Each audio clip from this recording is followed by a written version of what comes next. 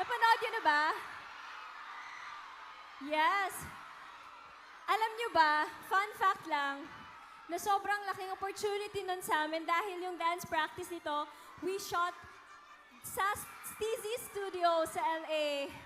And yun, before kasi nakikidance class lang kami sa account ni Coach Matthew. Shout out. Shout out to you, Coach Matthew. Yes, pinagda-dance class niya kami doon kasi grabe, parang everyone's dream ang makatungtong sa Steezy Studio. And di ba, nakapag-shoot tayo ng dance practice natin. Ano kaya tong next song namin? May idea ba kayo? The Coconut Nut. The Coconut Nut!